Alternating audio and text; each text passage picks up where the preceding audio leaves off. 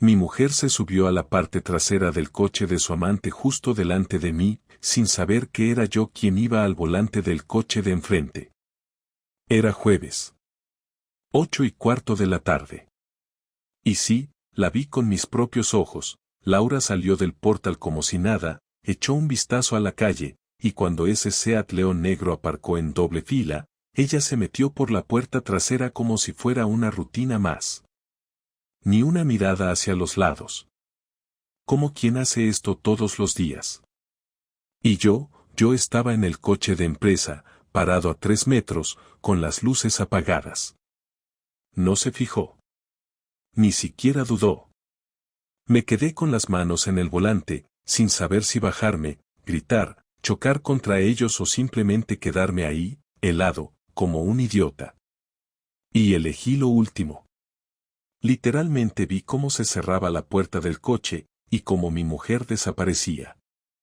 En ese momento, no sentí rabia. No aún.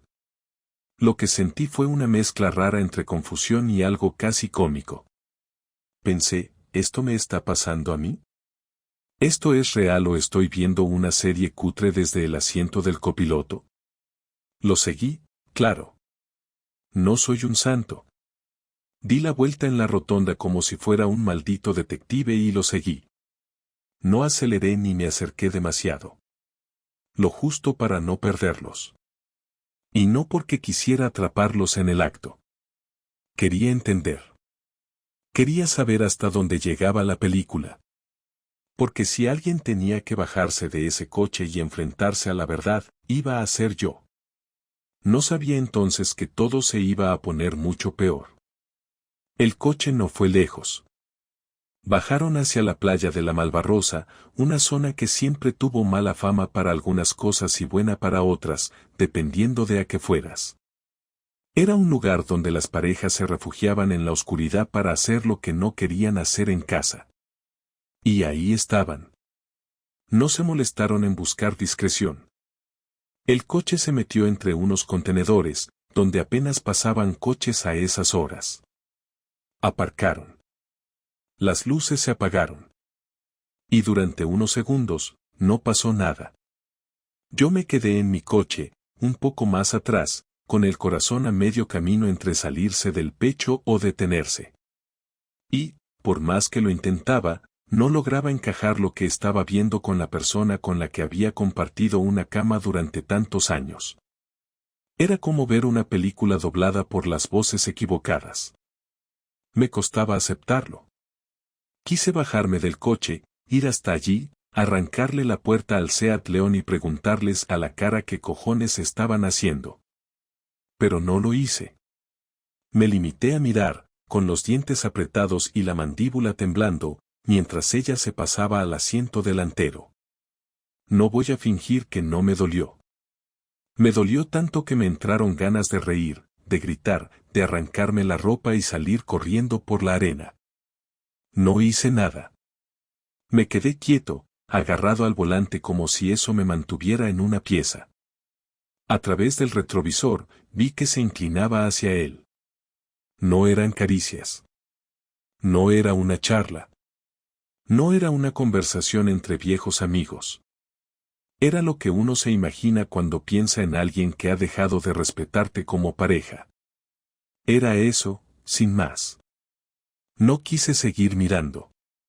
Apagué el motor, me recosté un poco hacia atrás y cerré los ojos, intentando que el cerebro no convirtiera lo que acababa de ver en una película que se iba a repetir en mi cabeza durante días. 20 minutos después, salieron del coche. Ella se arregló el pelo, se bajó la falda, se puso bien el abrigo. Él fumaba, como si todo esto fuera un descanso rutinario entre reuniones. Ella le dio un beso rápido, como el que me daba a mí cuando salía de casa por las mañanas, y volvió a entrar en el coche. Se marcharon por caminos distintos. Yo no lo seguí. Ya no tenía sentido. Sabía más de lo que necesitaba. No tenía pruebas, no tenía fotos, no tenía grabaciones, pero tenía ojos. Y eso era suficiente. Volví a casa en silencio, sin poner la radio, sin pensar demasiado en lo que diría. No tenía un plan, y eso era lo que más me jodía. Siempre había sido de los que se anticipaban a todo. En el trabajo, en la vida, incluso en las discusiones con Laura. Esta vez no. Esta vez me había pillado como a un crío que descubre que Papá Noel no existe. Cuando entré en casa, ella ya estaba en la ducha. Me saludó desde el baño como si viniera del supermercado. He comprado yogures, que no quedaban, gritó. Yo no contesté. Me senté en el sofá, frente al televisor apagado, con el abrigo aún puesto, mirando el suelo como si fuera a abrirse en cualquier momento. Pensaba en cosas pequeñas. Pensaba en cómo me miró esa mañana cuando le dije que tenía una reunión. Pensaba en el mensaje que me dejó en la mesa, recuerda sacar la basura. Pensaba en la comida que había cocinado 2 días antes, como si todo estuviera bien, como si nada hubiera cambiado. Me molestó la naturalidad con la que seguía actuando. Me ofendió más su tranquilidad que la traición en sí. Salió del baño con una toalla en la cabeza y otra en el cuerpo, sonriente, como si todo estuviera bien. Me miró y dijo algo como ¿estás bien? Le dije que sí, que solo estaba cansado. Ella sintió, se sentó a mi lado y empezó a contarme una historia sobre una compañera de trabajo que se había caído por las escaleras. Yo no escuché nada. La miraba moverse, gesticular, inventar, y solo podía pensar en la imagen de su mano en el cuello de ese tipo, en cómo le acariciaba la cara mientras se sentaban en ese coche de mierda como si yo no existiera. Esa noche no dormí. Me tumbé a su lado, como siempre, pero no cerré los ojos.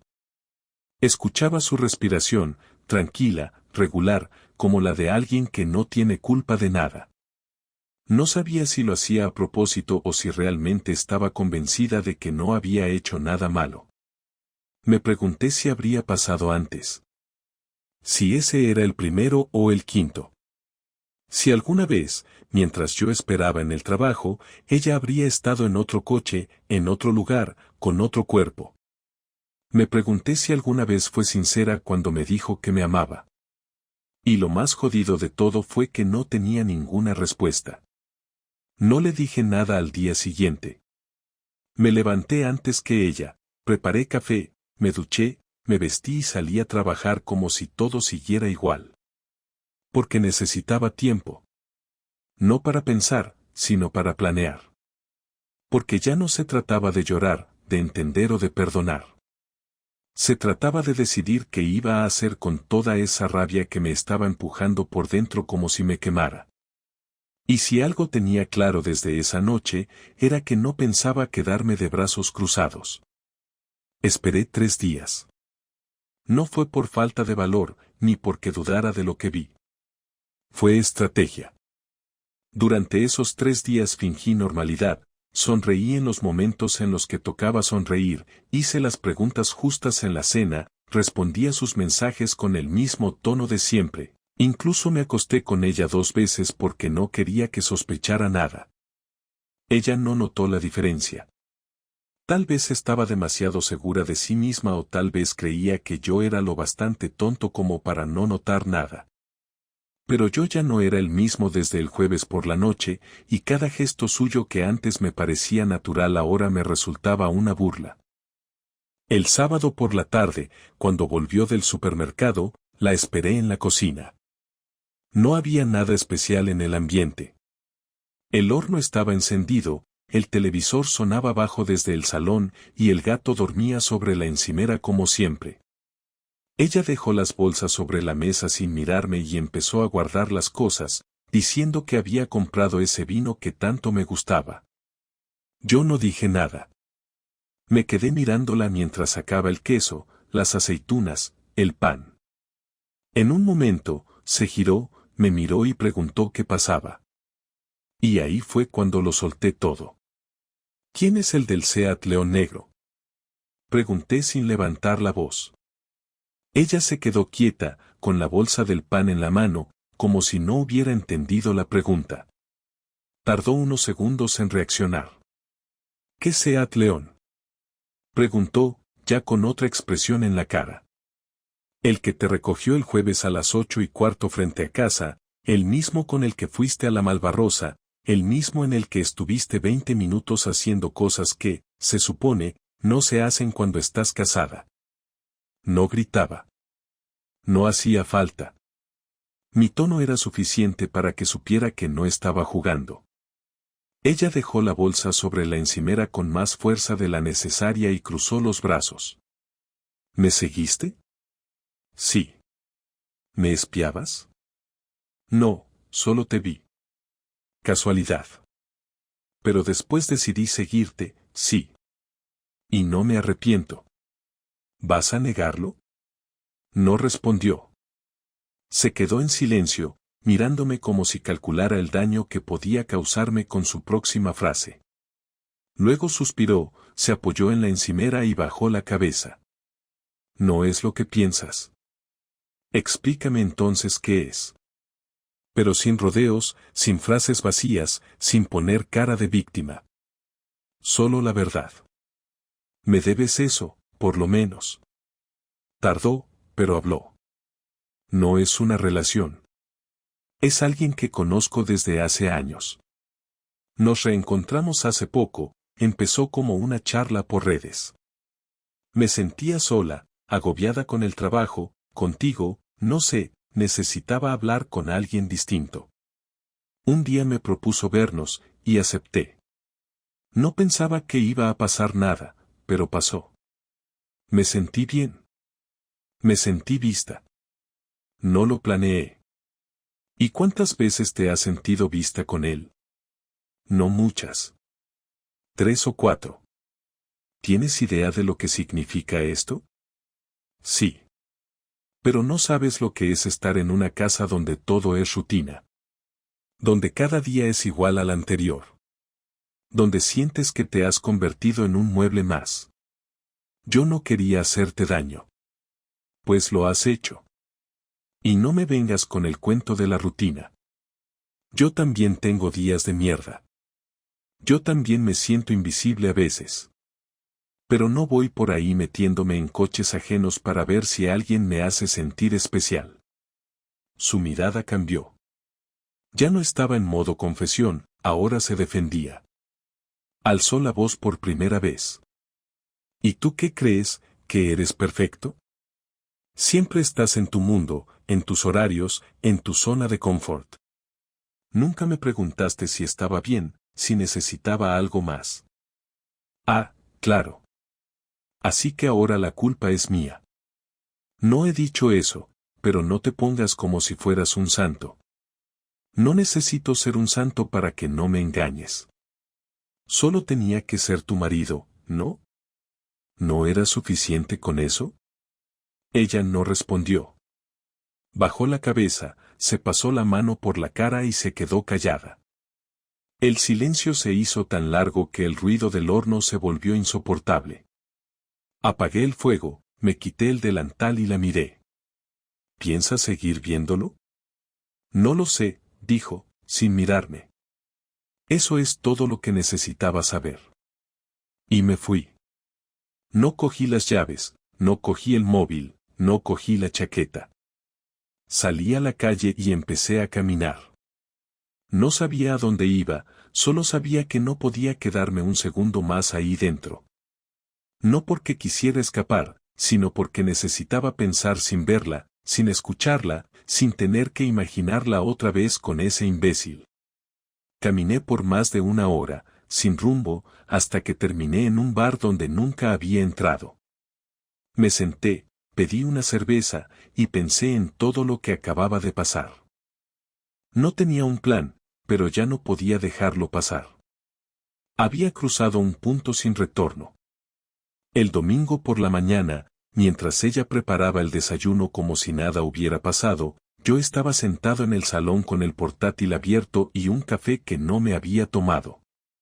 Fingí que trabajaba, pero en realidad estaba revisando las cuentas bancarias, las escrituras del piso, los pagos de la hipoteca y todo lo que había firmado en los últimos años. Todo estaba a mi nombre. Ella nunca quiso complicarse con la parte legal de la economía familiar, y eso ahora jugaba a mi favor.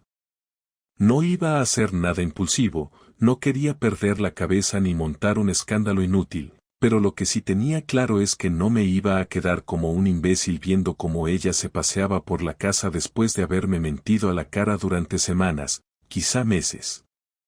Necesitaba un plan que no solo le doliera, sino que le dejara claro que no soy el tipo de persona que se perdona una humillación como esa. Durante el almuerzo no hablamos. Ella hacía como si todo estuviera volviendo a la normalidad, como si la conversación del sábado hubiese sido solo una discusión fuerte. A mí no me interesaba discutir más. Quería que bajara la guardia, que creyera que el asunto estaba en el aire, que no sabía qué hacer. Le pregunté si tenía planes para la semana, si seguiría con sus horarios habituales. Me dijo que sí, que el miércoles saldría tarde por una reunión. Me lo dijo sin dudar, sin temblor en la voz. Lo tenía todo ensayado. Asentí y cambié de tema. Esa noche escribí a 2 personas, a su jefe, con quien tengo una relación cordial desde hace años, y a la mujer de su amante, a quien encontré a través de sus redes sociales.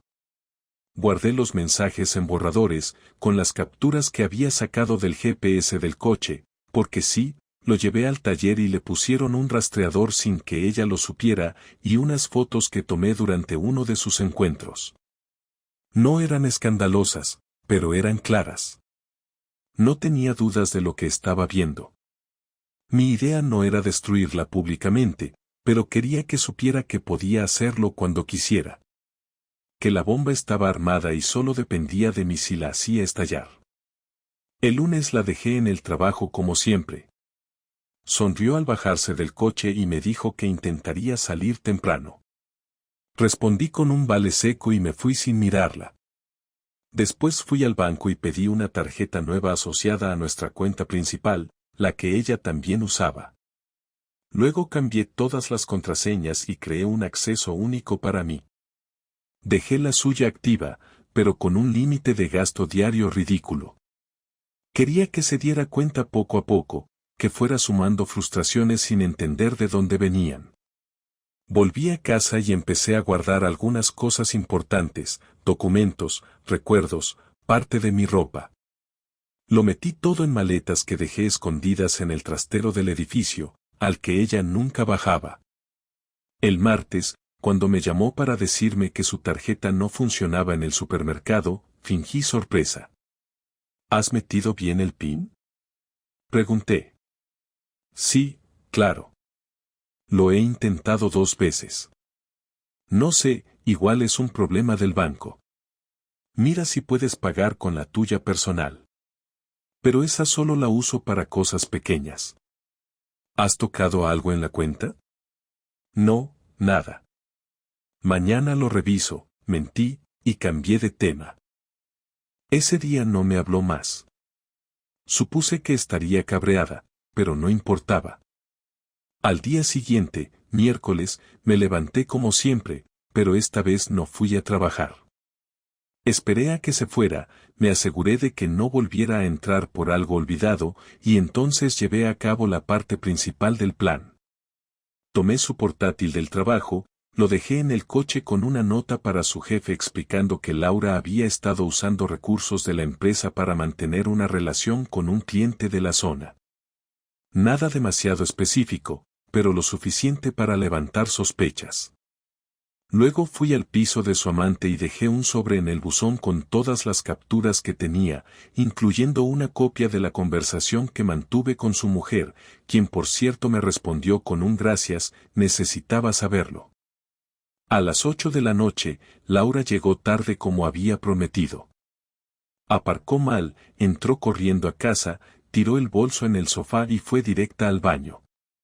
Cuando salió, me encontró en el comedor con una maleta pequeña a mis pies. Me miró extrañada, pero no dijo nada. Esperó a que yo hablara. ¿Sabes qué es lo peor de todo esto? Le dije sin levantar la voz. Que en algún momento pensaste que no me daría cuenta. Que podías hacerlo y luego seguir como si nada. que esto se podía arreglar con palabras vacías y cenas forzadas. Pero no. No soy ese tipo de persona. ¿Qué has hecho? Nada ilegal. Solo he movido algunas piezas. ¿Qué piezas? Pregúntale a tu jefe mañana. Y si tienes huevos, pregúntale también a tu amante porque su mujer ahora sabe tu nombre completo. Se quedó blanca. Ni lloró, ni gritó, ni suplicó. Solo se sentó en el sofá, como si de pronto se le hubieran apagado todas las luces. Yo cogí la maleta y salí por la puerta sin decir nada más. Dejé el móvil sobre la mesa, apagué las luces del salón y bajé las escaleras sin mirar atrás. En ese momento, no sabía si lo que acababa de hacer era suficiente, pero sí sabía que era necesario. Ella no iba a olvidar esa noche. Y eso ya era algo. Pasaron 2 días sin que intercambiáramos una sola palabra. No me llamó, no me escribió, no intentó buscarme en el trabajo ni preguntó a nadie por mí. Y eso fue lo que más me jodió.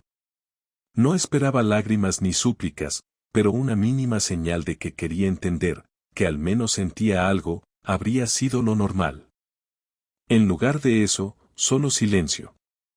Como si todo lo que habíamos compartido se hubiera evaporado de golpe y ni siquiera valiera la pena discutirlo.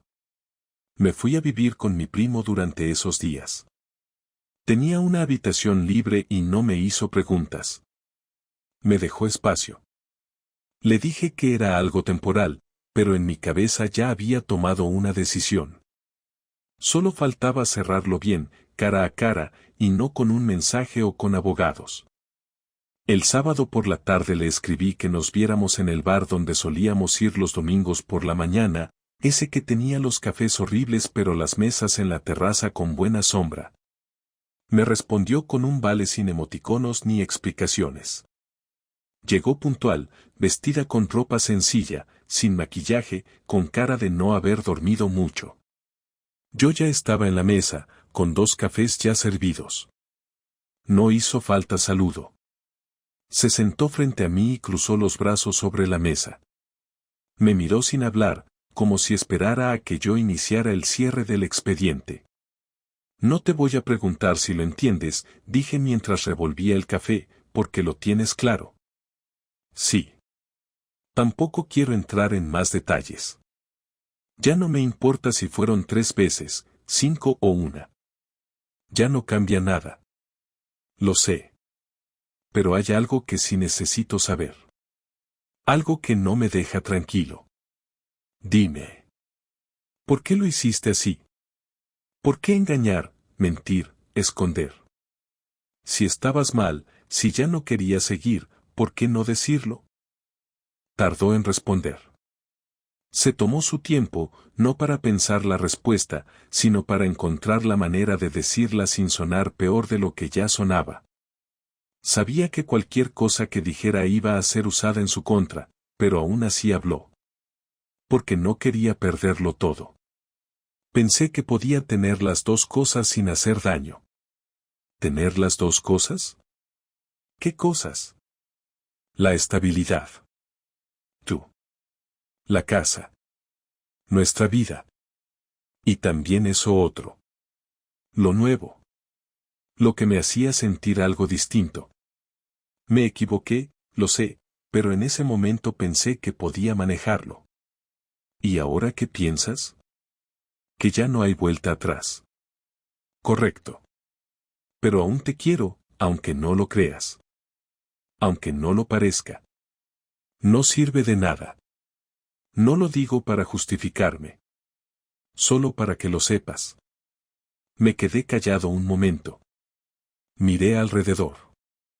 Había gente con sus móviles, otros riendo, una pareja discutiendo en voz baja en la mesa de al lado.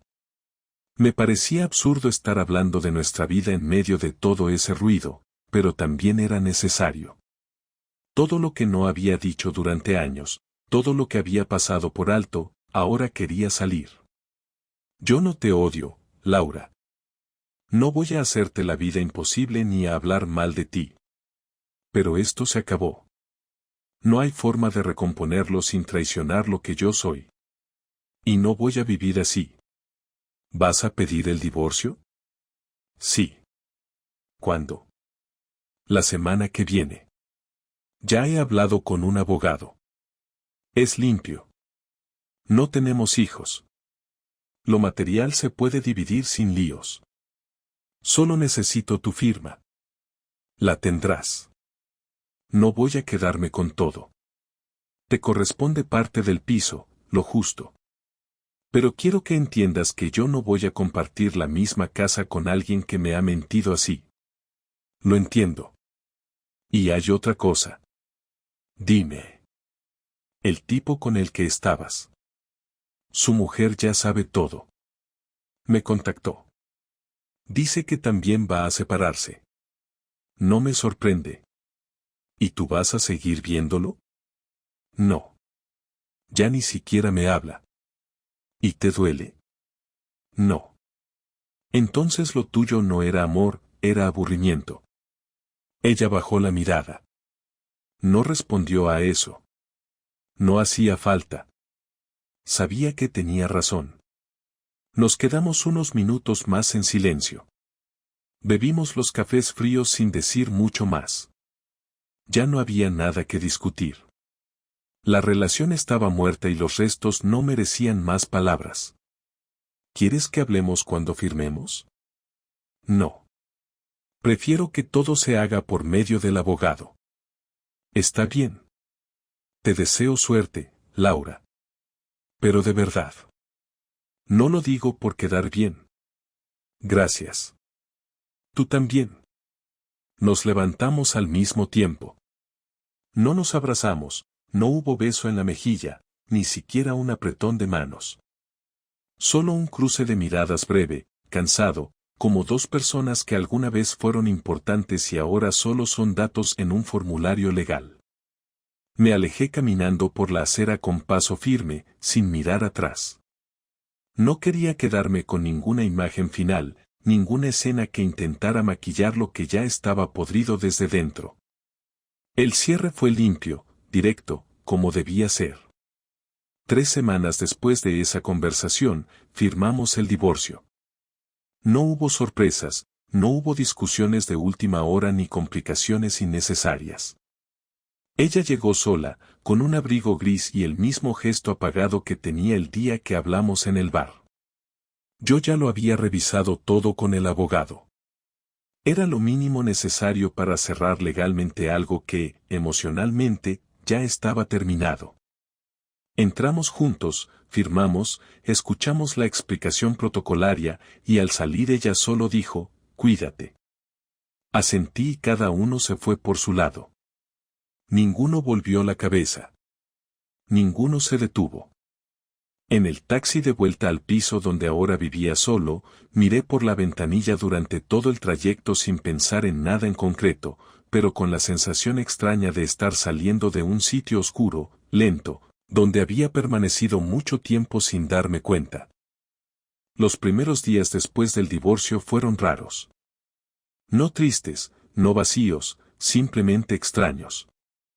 Me levantaba sin la necesidad de evitarla en el baño, sin escuchar las llaves en la cerradura a las 7:30 de la tarde, sin pensar si habría que comprar pan o si tocaba poner lavadoras. Era como vivir solo por primera vez, aunque ya había vivido solo antes. Esta vez era distinto, porque la soledad no era una elección, era el resultado de una decisión dura, tomada con rabia, con dolor, pero también con una claridad que no sentía desde hacía años. Me di cuenta de que llevaba mucho tiempo aguantando cosas pequeñas, gestos fríos, silencios que decían más que cualquier insulto. Lo nuestro había dejado de funcionar mucho antes de que ella se subiera a ese coche, solo que yo no quise verlo. Me acomodé. Y esa comodidad se volvió costumbre, hasta que se volvió indiferencia. Y cuando llegó la traición, lo único que hizo fue confirmar lo que ya estaba podrido, solo que yo aún no lo había aceptado. No le conté a mucha gente lo que había pasado. Solo a 2 amigos cercanos. No lo hice por vergüenza, sino porque no me interesaba quedar como víctima ni entrar en ese juego de te lo dije. Uno de ellos me invitó a una comida con otros compañeros de trabajo, y fue ahí donde me di cuenta de que, por primera vez en mucho tiempo, no tenía que medir mis palabras, ni fingir buen humor, ni controlar lo que decía por miedo a que se convirtiera en una pelea al volver a casa. Empecé a recuperar espacios pequeños. Salir a caminar sin avisar. Ver una película sin que alguien preguntara si eso era lo que íbamos a ver. Comer lo que me apetecía. Dormir sin el sonido de una respiración ajena al lado. Y no era felicidad. Era simplemente estar en paz. Un domingo fui a casa de mis padres. Les conté todo. Se sorprendieron, claro, pero no me juzgaron. Mi madre solo dijo que había notado algo raro en ella las últimas veces que la vio. Mi padre me sirvió una copa de vino y cambió de tema, como si supiera que lo último que necesitaba era quedarme atrapado en la historia. No volví a mencionarlo. Era un capítulo cerrado. Lo que más me costó no fue el engaño en sí, sino la indiferencia. El hecho de que después de todo lo que habíamos vivido, ella eligiera mentir, engañar, ocultar, en lugar de decir la verdad y asumir las consecuencias. Eso fue lo que no pude perdonar. 2 meses después del divorcio, empecé a salir más. No para conocer a nadie, ni para llenar el vacío, sino porque quería volver a vivir sin pensar tanto. Salí con amigos, viajé un fin de semana a Zaragoza solo, visité a un primo en Málaga, pasé tardes enteras leyendo en cafeterías, haciendo cosas que hacía años no hacía. Me compré una cafetera nueva, cambié el sofá, pinté la habitación. No eran gestos importantes, pero significaban algo. Era mi forma de decir que la casa ya no era un museo de una vida que se terminó. No volví a saber nada de ella. No me llamó, no me escribió. Me llegó por un amigo en común que había pedido una excedencia en el trabajo. Nada más. No sentí curiosidad. Si estaba bien o mal, ya no era asunto mío. Y si alguna vez sintió que se equivocó, tampoco importaba. Lo nuestro estaba muerto mucho antes de que ella lo matara del todo. Y lo que vino después fue simplemente la confirmación de una verdad que ninguno quiso afrontar a tiempo. Hoy puedo decir que estoy tranquilo. No soy más feliz que antes, pero al menos vivo con la conciencia limpia. No cargué con la culpa de algo que no hice, no permití que el miedo me paralizara, no dejé que me destruyera el orgullo herido. Actué con calma, con cabeza, y me fui antes de convertirme en la versión miserable de mí mismo. No hay finales perfectos, ni cierres épicos. Solo decisiones difíciles tomadas en el momento justo. Lo que aprendí es que nunca hay que ignorar las señales pequeñas, porque detrás de cada gesto sin importancia hay una historia que, si no se atiende, acaba reventando en la cara. Esta fue la mía. No es bonita, no es heroica, pero es real. Y eso es suficiente.